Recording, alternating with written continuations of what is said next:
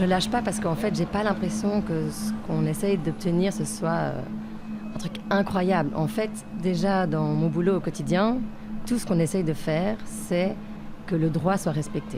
C'est pas énorme. Enfin, en vrai, ces droits-là, il y en a beaucoup qui existent déjà.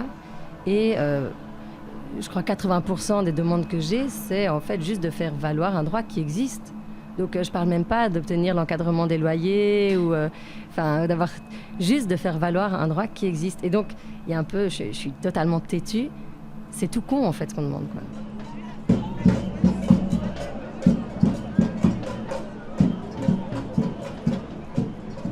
Je trouve que le collectif, ça prime toujours.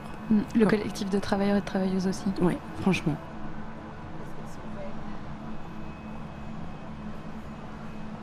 Moi, c'est les gens avec lesquels je bosse, les personnes concernées, les gens qui subissent des trucs de fous et qui veulent pas lâcher, qui veulent rester debout. Moi, c'est ça qui me donne de la force.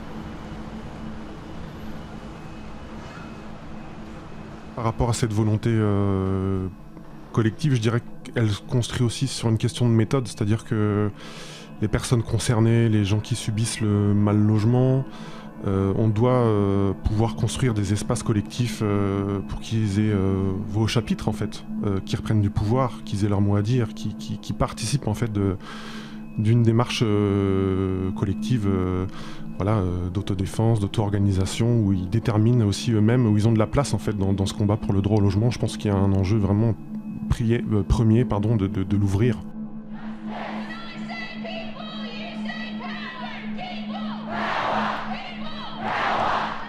Il y a aussi, en tout cas chez moi, cette intime conviction qu'il faut jamais abandonner avant la fin de la bataille, et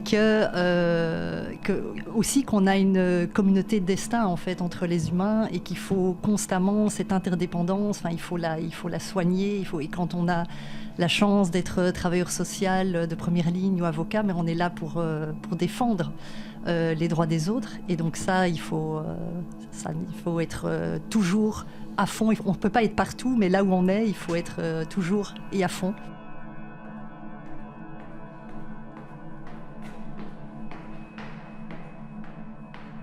Un truc qui fait que les gens lâchent pas souvent, c'est qu'en fait ils viennent chez nous quand c'est déjà un peu trop tard. Et donc ils n'ont plus rien à perdre.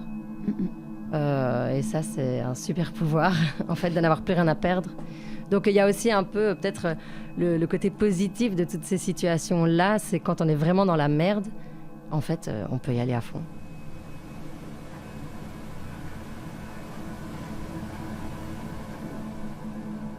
Regarde ce que je viens de me prendre dans la figure, regarde comment on me traite. Ouais, les gens, ils veulent pas... Je dis pas que ça arrive qu'il y ait des gens qui lâchent ou qui ont difficile, voilà, c'est normal, d'autant plus en ce moment, mais voilà, moi j'ai l'impression, de ce que je croise, des locataires qui subissent de telles violences ou des moins grosses violences, je sais pas comment dire, mais il y a quand même cette envie, cette volonté de pas lâcher, de pas se laisser marcher dessus, quoi.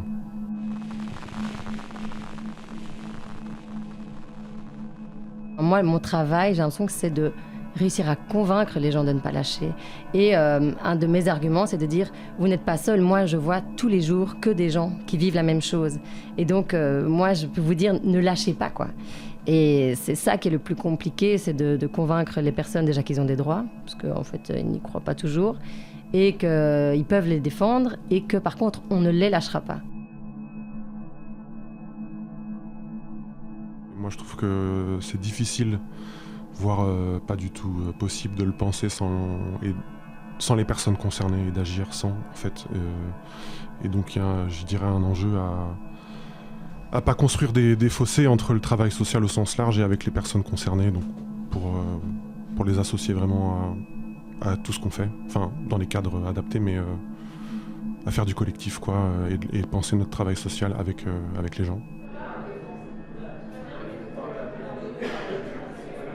Oser aller plus loin, oser être créatif et pas prendre les choses comme telles, et se dire que la loi, la justice peut être injuste, et moi je veux qu'on reste têtu à garder cette lecture-là des choses, quoi, et s'autoriser à dire que parfois les choses sont injustes. Et d'ailleurs, elles sont majoritairement vécues comme ça par les personnes qui, en tout cas avec nous, passent en justice de paix.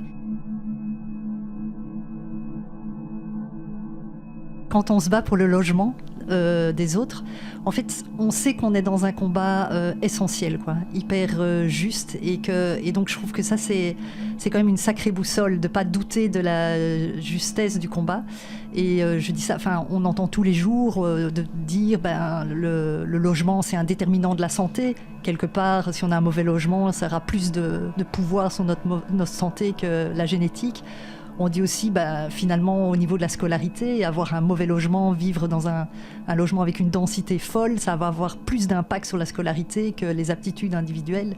Et donc, le logement est très, très central. Et donc, je trouve que pouvoir se battre de façon totale pour le logement des autres, on sait que c'est le chemin à suivre.